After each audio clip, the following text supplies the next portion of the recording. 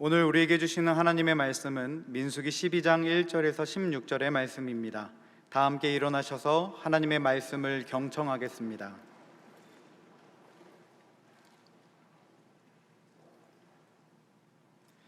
모세가 굿스의 여자를 취하였더니 그 굿스의 여자를 취하였으므로 미리암과 아론이 모세를 비방하니라. 그들이 이르되 여호와께서 모세와만 말씀하셨느냐 우리와도 말씀하지 아니하셨느냐 하매 여호와께서 이 말을 들으셨더라.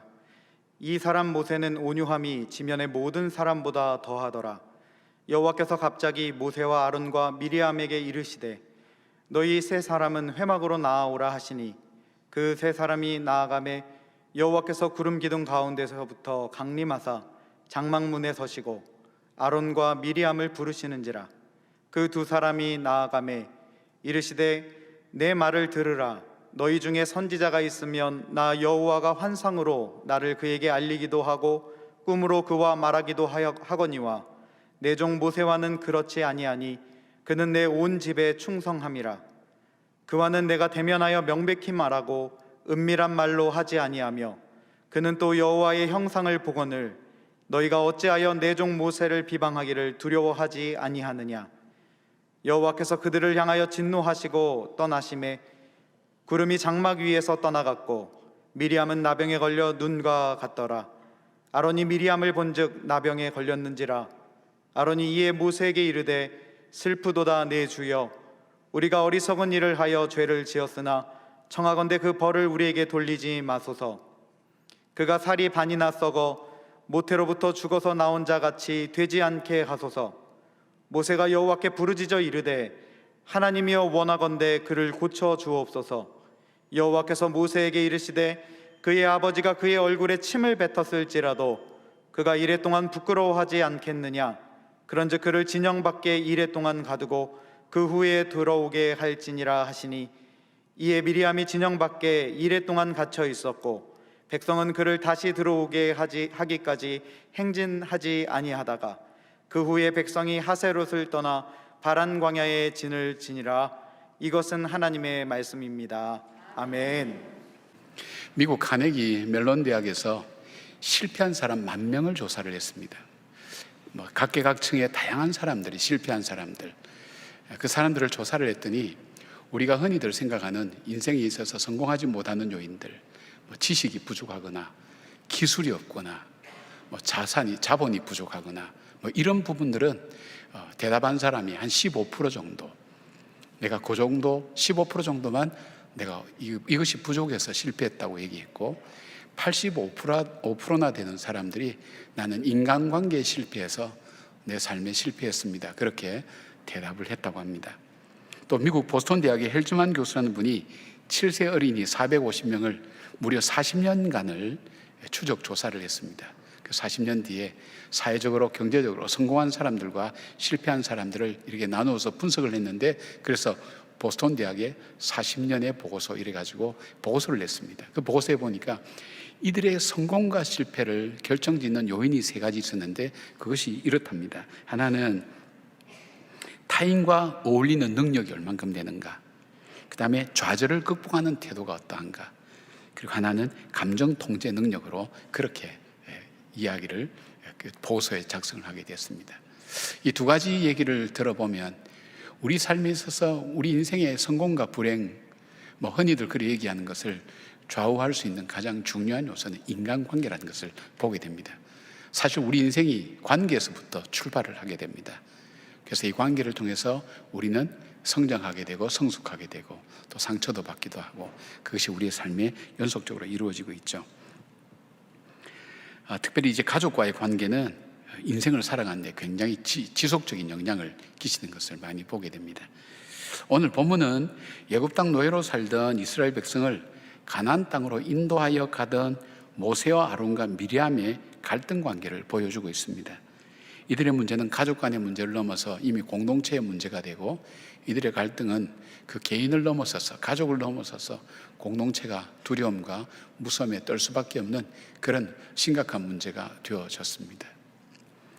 오늘 이들만이 문제가 아닙니다. 우리도 인생의 광야길을 걸어가는 동안에 수많은 인간관계의 갈등을 겪게 됩니다. 부모와 자녀, 형제와 형제끼리, 제가 아는 그 장로님, 그 변호사 하시는 장로님 한 분이 그러시더라고요. 목사님, 재산이 조금 있는 가정 속에 유산 가지고 안 다투는 가정을 자기는 본 적이 없답니다. 직업에 관계없이, 학력에 관계없이 그 분쟁이 많이 일어나죠. 그것 때문에 상처가 돼서 아마 우리들 중에도 그것 때문에 마음 아파하는 분들도 있을지 모릅니다. 그 다음에 부모와 자녀들이 참 속을 썩입니다. 말을 듣지 않습니다. 아니면 또 부모님에 대한 관계도 있을 수 있겠죠. 부모님께 받았던 상처로 인해서 그 관계가 상하여서 늘 마음이 아픈 그런 일들, 직장에서 동료들과 상사들과의 관계, 우리는 끊임없이 인간관계의 문제에 부딪히고 있습니다. 아마 교회 안에서도 있을 겁니다. 근데 문제는 이 관계를 잘 풀면 우리에게 추억이나 우리에게 좋은 기억으로 우리를 성장하는 데 도움이 되는 요소로 남지만, 이 관계를 잘 풀면 상처가 되면서 우리 마음에 납을 넣는 것처럼 늘 무겁게 살 수밖에 없어요.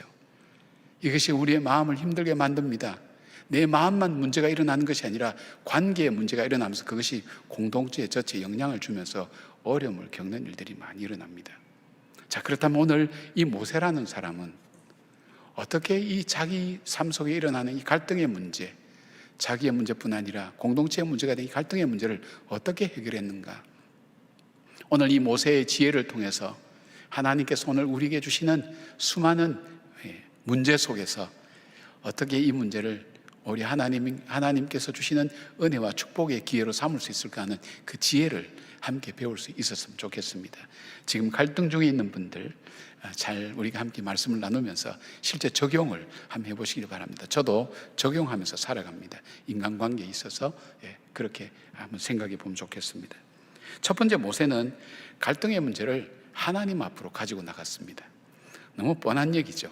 예수 믿는 사람이면 뭐든지 하나님께 갖고 나가라 그러는데, 자, 그런데 지금 모세는 누이 미리암과 형 아론으로부터 너무 억울하고 일방적인 비방을 받았습니다.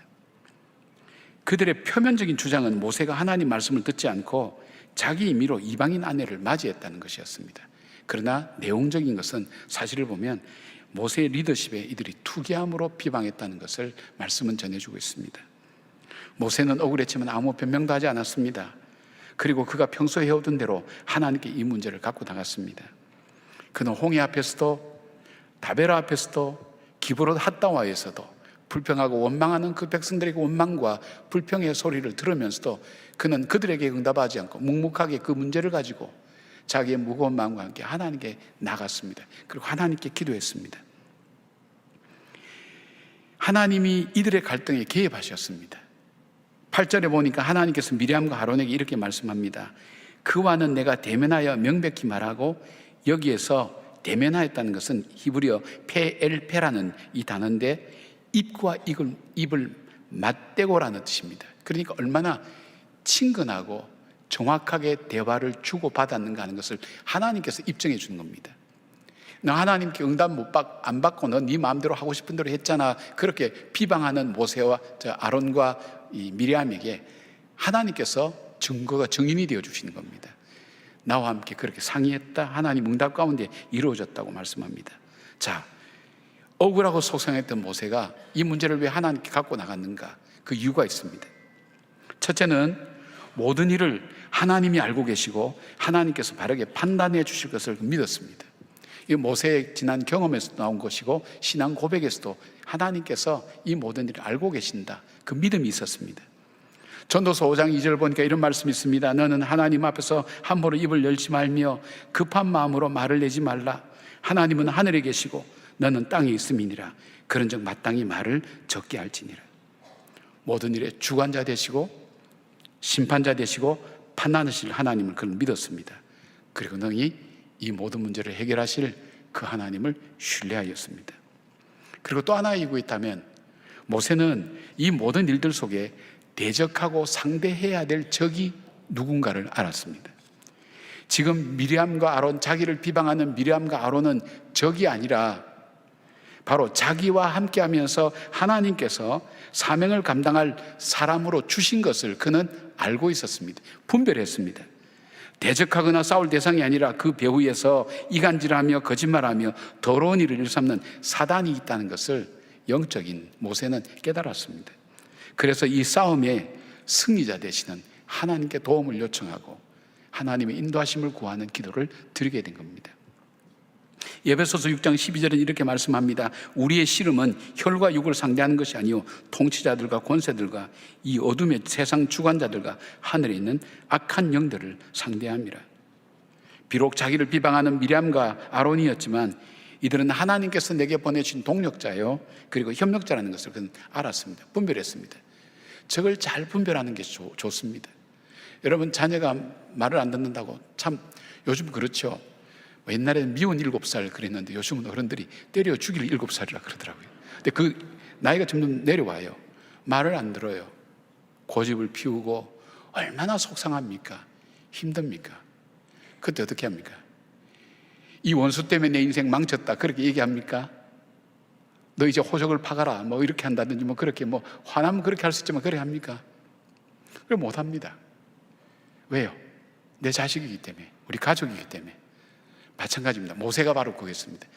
이 사람들이 적이 아니라 이 배후에서 충동질하며 이간질하면서 우리의 리더십을 나누었고 하나님의 백성이 하나님의 인도하심 따라 따라가지 못하도록 충동하는 어둠의 영들이, 이 사단이 이 배후에 있다는 걸 알아서 일들을 능히 감당하실 그 하나님 앞에 나갔다는 겁니다. 분별했죠. 적이 누군지를 분별했죠. 여러분도 지금 갈등 관계에 있다면, 여러분과 갈등 관계에 있다면 그 적이 나를 비방하고 미워하는 그 상대방이 아니라 그 배후에 있는 영적인 세계도 여러분이 한번 살필 줄 아는 지혜가 있기를 바랍니다. 자, 모세가 이 교훈을, 이 사건을, 이 문제를 하나님께 갖고 온 또 하나의 이유가 있다면 그것은 이 문제를 통해서 자신에게 말씀하시는 하나님을 깨닫기를 원했습니다. 우리가 비방을 하거나 비방을 받으면 상대방만을 보게 되고 문제에만 갇히게 됩니다. 그런데 기도는 나의 입장과 관점에서 문제를 보는 것이 아니라 우리 인생의 모든 문제를 주관하시는 하나님의 관점에서 문제를 보고 상대방뿐 아니라 자기 자신을 동시에 바라보는 것입니다. 이 문제를 통해서 자기를 향한 하나님의 뜻을 자기가 살필 수 있는 것입니다. 뭐 좀 오래된 얘기입니다만은 학교에 이렇게 성적표를 적을 때 거기에 행동 뭐 발달란 그 같이 옛날에 뭐 적을 때는 적었거든요. 그때 어떤 아이가 이제 성적표를 받아왔는데 보니까 주변이 산만함 이렇게 적어왔더랍니다. 그 엄마가 학교 와서 자기 아들 주변에 앉은 애들 한 대씩 다 때렸다는 거 아닙니까? 너희들 때문에, 너희들이 산만해서 우리 아들이 이렇게 어렵다고. 자기 중심적으로 생각하는 거예요. 그러니까 자기를 못 보는 거예요. 우리가 특별히 비방을 받고 또 우리가 상처를 입을 때는 나에게 상처 준 사람, 또 이 나를 가해한 사람, 그리고 저 사람 하는 것이 틀렸기 때문에 내가 바로 잡아야 되겠다는 생각 때문에 나를 못 보는 거예요. 그러니까 그 사건을 통해서 나를 교훈하기를 원하시고 깨닫게 하기를 원하시는 하나님의 뜻을 놓치게 되는 겁니다. 가장 중요한 걸 놓치게 됩니다. 모세는 그 문제를 가지고 하나님께 나갔습니다. 그래서 자기를 살피게 됩니다. 참 중요한 영적 지혜죠. 사랑하는 여러분, 모세처럼 그런 믿음을 가지고 갈등이 일어날 때에 여러분의 문제를 있는 그대로 가지고 하나님께 나가십시오. 모세처럼 하나님께서 정말 이 일의 주관자 되시고 심판자 되신다는 것을 알고 기도로 나가는 것, 그리고 정말 내가 상대해야 될 적이 누군가, 싸워야 될 적이 누군가, 그것을 분별하는 지혜, 그리고 이 사건을 통해서 내가 영적으로 하나님께서 나에게 주시는 하나님의 뜻이 무엇인지를 살필 줄 아는 그런 마음들을 우리가 갖게 된다면 우리에게 얼마나 이 일들은 유익이 되는지 알 수 없습니다. 아마 여러분이 지금까지 성장해 오시는 과정 속에 이런 은혜들이 있었을 것입니다. 이런 갈등을 통해서, 견딜 수 없는 갈등을 통해서 내가 너무 이렇게 살았구나, 내가 너무 잘못되었구나 깨달았구나. 그래서 사람들을 찾게 되고 지혜를 찾게 되고 낮아지고 겸손해져서 다른 사람들이 이야기를 듣게 되고 또 함께 겸손해지면서 그 문제를 풀어갈 수 있는 그 일로 인해서 여기까지 여러분이 걸어오셨다고 저는 그렇게 믿습니다. 아멘 안 하는 분들은 아직도 그대로 계신 모양이에요. 하나님 은혜입니다. 그래서 어떤 문제가 생기면 시험이 오면 어떻게 하라 그랬습니까? 너희는 기뻐하라고 그렇게 얘기했던 야고보서처럼 여러분에게 이 갈등과 어려움이 올 때 갈등을 나에게 고통만 아픔만 준다고 생각하지 마시고 갈등 속에서, 이 어려움 속에서 하나님께서 나에게 하시고 싶은 말씀이 뭔지를 놓치면 안 됩니다. 그것을 찾으시길 바랍니다. 그러기 위해서 우리는 기도하셔야 됩니다. 시선을 문제에서 하나님께로 향할 때 하나님께서 보여주시는 그 삶의 모든 환경들을, 상황들을 지혜로 받아서 나를 살피고 이 문제를 풀어갈 수 있는 능력이 바로 하나님께 있다는 것을 기억하시면서 주님께 문제를 갖고 나가는 여러분들 되시기를 바랍니다. 모세는 두 번째 이 문제를 온유함으로 대했습니다. 3절 말씀 보니까 이 사람 모세는 온유함이 지면의 모든 사람보다 더하더라, 그렇게 되어 있습니다. 온유한 사람 모세는 이 문제를 제기하는 미리암과 아론을 자기 생각과 자기 감정을 따라 반응하지 않았습니다. 오히려 온유함으로 응답했습니다. 우리는 인간관계에 갈등이 생길 때 이렇게 얘기하지 않습니까?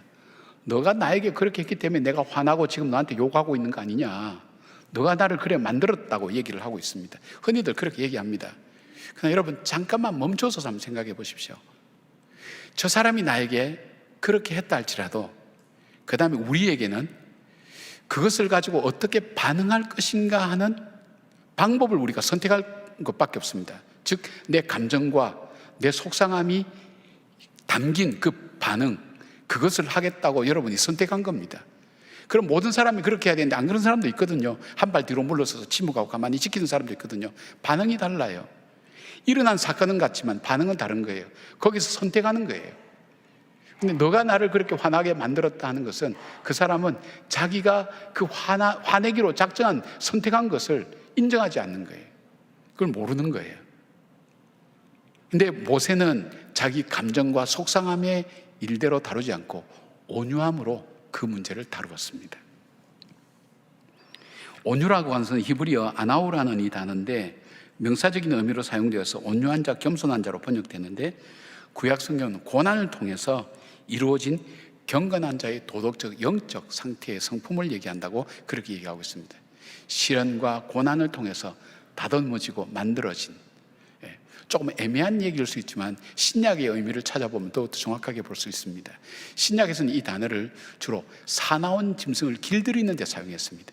사나운 짐승인데 길들여서 사람에게 유익하게 만드는 것, 그것이 바로 온유다. 그러니까 온유라는 사람이 힘이 없거나 나약하거나 부족한 사람이 아니라 그 힘이 있는데 그 힘을 상대방에게 공격하고 나타내는 데 쓰지 않고 그 일을 폭력적으로 나타나거나 속상함으로 나타나는데, 폭력적으로 나타나지 않아도 그 화를 자기 자신에게 쏟는 사람도 있습니다. 그렇게 하지 않고 하나님께서 주시는 그 은혜를 따라서 하나님의 방법으로 그 문제에 응답하기로 그가 선택하고 결정하고 선택하는 것을 말합니다. 모세가 온유함으로 대했다는 것은 미리암과 아론의 비방 앞에 아무런 변명이나 자기 주장을 하는 태도를 취하지 않았습니다. 침묵했습니다. 오히려 성경은 모세가 침묵하고 그들의 비방을 들었다는 것을 말씀합니다. 하나님이 원하신 뜻을 따라서 순종하려는 자세와 태도로 문제를 받아들였습니다. 온유에 대해서 좀 더 우리가 이해할 수 있게 적극적으로 설명한 분이 있습니다. 이동원 목사님의 책에 보니까 이렇게 표현했습니다. 온유한 사람이란 권리와 힘과 능력이 있지만 그러나 그 힘을 그렇게 사용하지 않는 것, 즉 거룩한 목적을 위해서, 경건한 목적을 위해서, 하나님의 영광을 위해서 생산적인 목적으로 그 힘이 통제되고 있는 인격적 특성과 특성을 가진 사람이라 그렇게 설명합니다. 이 말씀 뭐냐면 내가 힘이 있지만 그 힘을, 이 문제를 복수하거나 보복하거나 그런 데 사용하지 않고 오히려 저 사람을 살리고 회복시키고 이 문제를 새롭게 하는 데 있어서 그 힘을 사용한다는 겁니다. 그것이 온유한 사람의 대응하는 방법입니다. 반응하는 방법입니다. 모세에게는 수많은 추종자들이 있었습니다. 그에게는 힘이 있었습니다. 충분히 방어할 내용과 이유도 있었죠. 그러나 그는 자기가 사용할 수 있는 힘을 오히려 미리암이 하나님의 징계로 한센병에 걸렸을 때 하나님께 간절히 중보기도 함으로 미리암이 치유되고 회복되는 데 사용했습니다. 모세는 자기의 힘을 미리암을 사랑하고 살리는 일에 전심을 다했습니다. 이 온유함이 바로 우리 주님의 모습이 아니겠습니까? 마태복음 11장 29절을 보니까 이렇게 말씀합니다. 주님은 나는 마음이 온유하고 겸손하니 나의 멍에를 메고 내게 배우라. 그리하면 너희 마음이 쉼을 얻으리니. 온유한 사람에게 주어진 축복이 뭡니까? 땅을 기업으로 받는 것도 축복이지만 가장 중요한 것은 참된 쉼이 있다는 거예요. 그 격동함에 휘말리지 않는다는 거예요. 거기에 내가 춤추지 않는다는 거예요. 하나님 주신 평안이 있다는 거예요.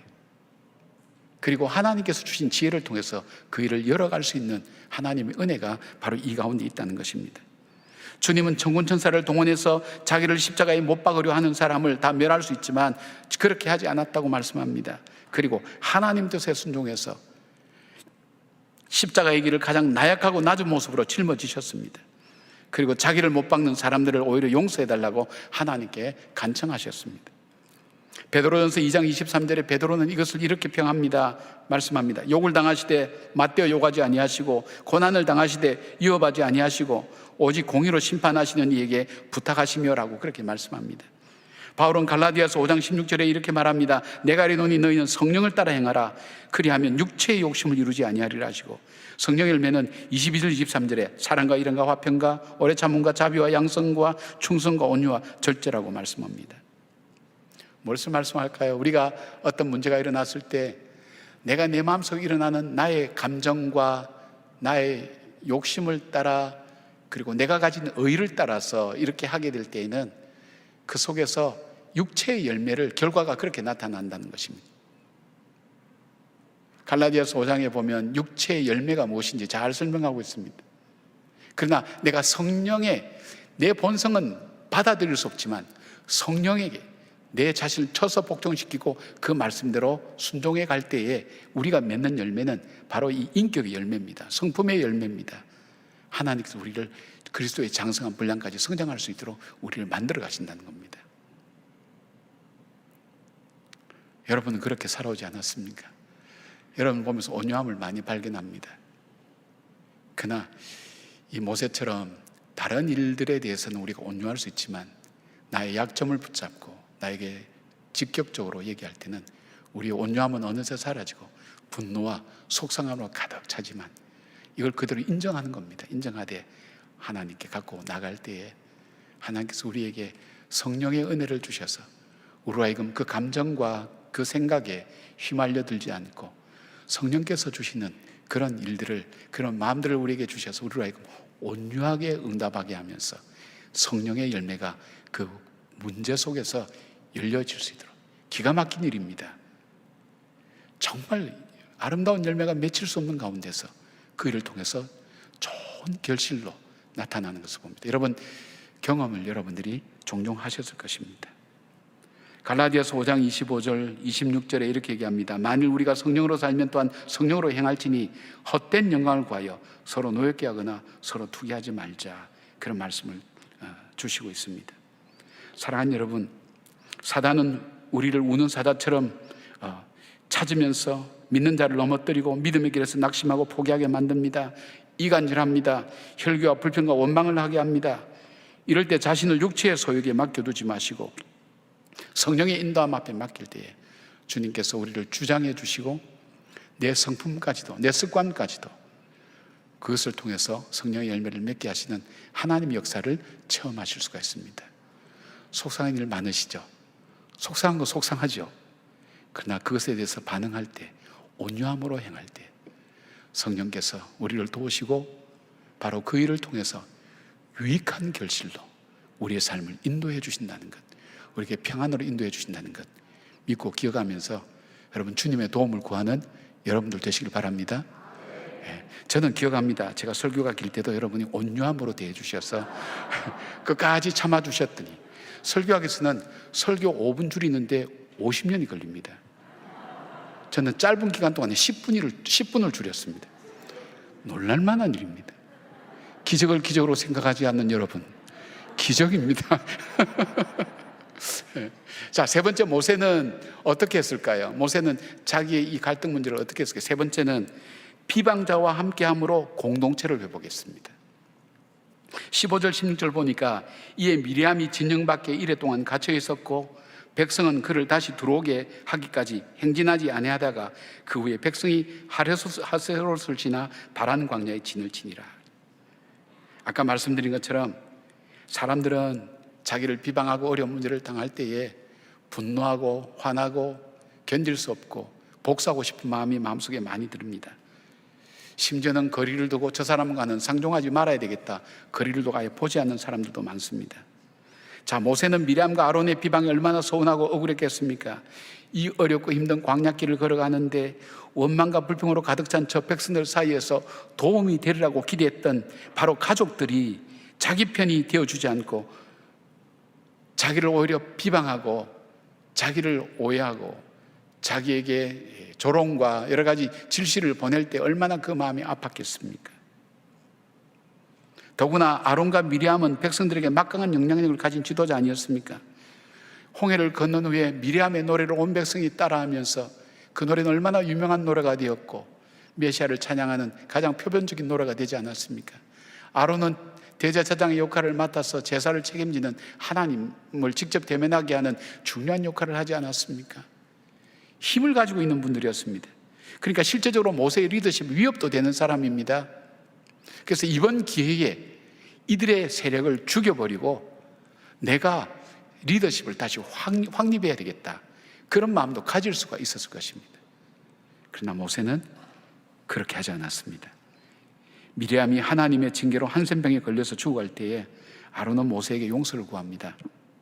11절 보니까 아론이 이에 모세에게 이르되 슬프도다 내 주여, 우리가 어리석은 일을 하여 죄를 지었으나 청하건대 그 벌을 우리에게 돌리지 마소서. 모세는 기꺼이 아론의 뉘우침과 용서 구함을 받아들였습니다.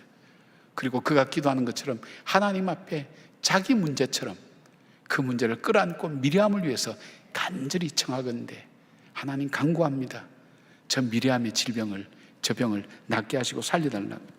마라의 쓴물 사건 때 하나님 약속하셨던 여호와 라파의 하나님의 그 놀라운 언약을 따라서 간절히 기도합니다.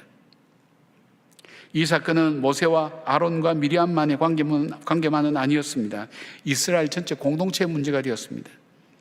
일로 인해서 온 백성이 미리암이 하나님의 징계가 끝나서 다시 진영 안으로 들어오기까지 7일 동안을 행진하지 않았습니다.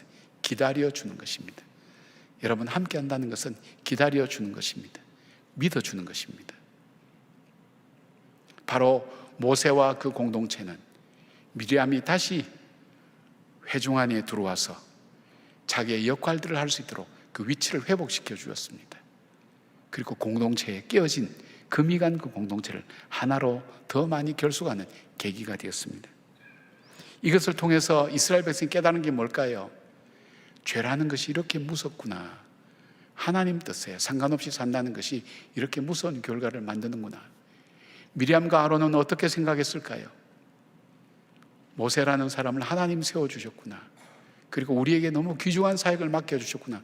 더 열심히 모세를 도와서 함께 하나님의 사역 앞에 겸손하게 섰을 것입니다. 모세는요, 하나님께서 나를 세워주셨구나. 그가 절망되고 좌절될 때 낙심하지 않고 다시 일어서서 갈 수 있는 큰 힘과 지혜를 바로 이 사건을 통해서 얻지 않았을까요? 그러니까 관계를 통해서 성장하고 성숙하는 계기가 되었다는 것입니다. 당자가 돌아올 때 아버지는 품꾼의 하나로 써달라는 그 자식의 요청 앞에 그렇게 하지 않았습니다. 그를 아들로 다시 회복시켜 주셨습니다. 목욕을 시키고 새 옷을 입히고 가락지를 끼우고 송아지를 잡고, 그래서 바로 잔치를 베풀면서 아들의 위치를 회복시켜 주셨습니다. 오늘 저와 여러분은 본질상 진노의 자녀입니다. 죄와 허물로 이미 죽었던 존재입니다.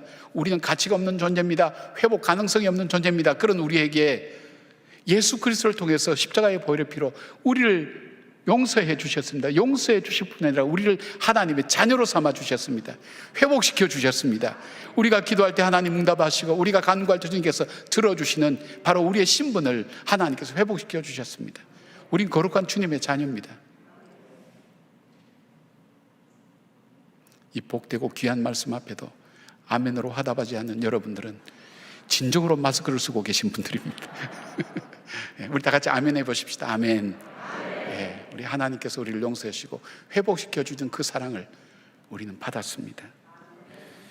사랑하는 여러분, 그래서 미리암과 아론이 모세를 도와서 광야길을 함께 행진하도록 함께 하셨고, 그들을 통해서 하나님의 거룩한 일을 함께 할 수 있도록 도왔다는 것입니다. 나와 어려운 관계에 있는 사람, 나를 아프게 한 사람, 그 사람은 오히려 내 힘을 그를 복수하는 데 쓰지 않고 하나님의 거룩한 뜻이 나타날 수 있도록, 하나님의 영광이 나타나도록 할 때 성령의 열매를 맺게 되고 그 일을 통해서 그 관계가 더욱더 아름다워지고 큰 힘이 된다는 것을 우리는 알게 됩니다. 2012년 9월 9일자 중앙선대 인터넷 신문에 링컨의 영병술에 대한 기사가 났습니다. 거기 이런 글이 나옵니다.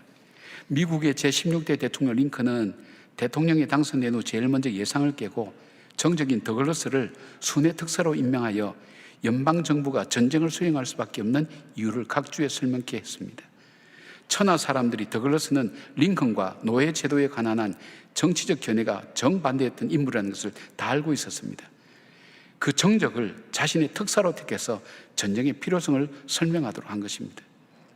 또 자신을 레일 침묵군으로 무시했던 선배 국회의원 윌리엄 시워드를 국무장관에 임명했고, 대통령 경선 패배로 평생을 링컨에게 좋지 않은 감정을 가지고 있던 세먼 체이스를 재무장관에 내정했습니다.